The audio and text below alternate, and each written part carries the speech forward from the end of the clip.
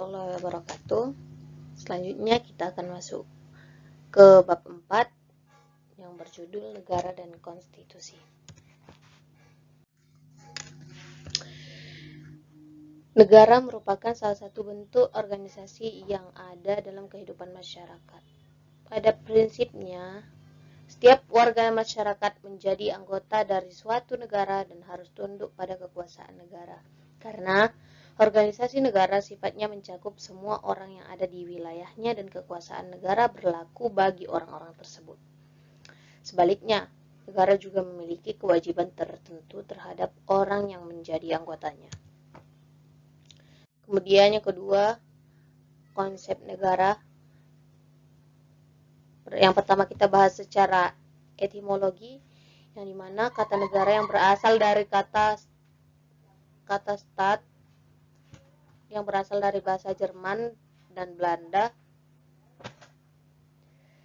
Dalam setiap kata tersebut berarti meletakkan dalam keadaan berdiri atau menempatkan, yang dimana secara historis pengertian negara berkembang sesuai dengan kondisi masyarakat pada saat itu, yang dimana pada zaman Yunani kuno para ahli filsafat negara merumuskan pengertian negara secara beragam.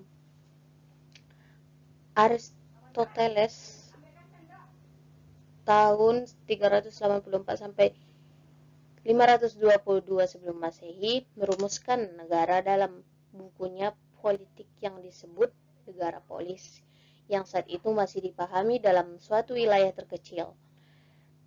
Dalam pengertian negara disebut sebagai negara hukum yang di dalamnya terdapat suatu warga negara yang ikut dalam permusyawaratan atau yang biasa disebut dengan eklesia.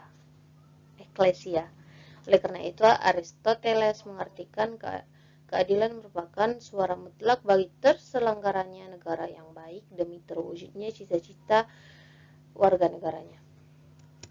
Next, selanjutnya yaitu unsur-unsur negara, yang dimana dari beberapa pengertian negara sebagaimana tersebut di atas kita dapat mengidentifikasi beberapa unsur negara secara teoritis berdasarkan konvensi Montevideo tahun 1933 yang diselenggarakan oleh negara-negara Pan-Amerika di kota Montevideo, Uruguay. Suatu negara harus mempunyai unsur-unsur terbentuknya suatu negara. Unsur negara dapat dibedakan menjadi dua, yaitu unsur konstitutif, kemudian unsur deklaratif. Kemudian kita masuk pada pembahasan yang keempat, yaitu teori terbentuknya negara. Secara umum, untuk mempelajari asal mulanya terjadinya negara dapat digunakan pendekatan teoritis, yaitu pendekatan yang didasarkan kerangka pemikiran logis yang hipotesanya belum dibuktikan secara kenyataan. Kemudian yang kelima, yaitu sifat negara. Negara sebagai salah satu bentuk organisasi mempunyai kekuasaan yang sifatnya berbeda dengan organisasi lainnya. Negara memiliki sifat khusus sebagai manifestasi dari kedaulatan yang dimilikinya, dan yang hanya terdapat pada negara saja, tidak terdapat pada asosiasi atau organisasi lainnya. Yang keenam, tujuan dan fungsi negara. Setiap negara pasti mempunyai tujuan-tujuan tertentu. Tujuan ini menunjuk ke mana negara ini mau dibawa dan bagaimanakah kehidupan rakyatnya diatur untuk mencapai tujuan ini. Untuk itulah, pembahasan tujuan negara menjadi penting dilakukan terkait dengan fungsi negara yang amat penting pula untuk dipelajari.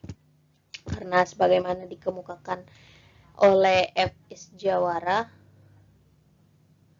pada tahun 1999, bahwa tujuan tanpa fungsi adalah steril dan fungsi tanpa tujuan adalah mustahil. Tujuan menunjuk pada ide-ide cita-cita, sedangkan fungsi menunjuk pada pelaksanaan dari cita-cita dalam kenyataan. Nah, cukup sekian yang bisa saya sampaikan mengenai materi negara dan konstitusi. Kurang dan lebihnya saya mohon maaf. Assalamualaikum warahmatullahi wabarakatuh.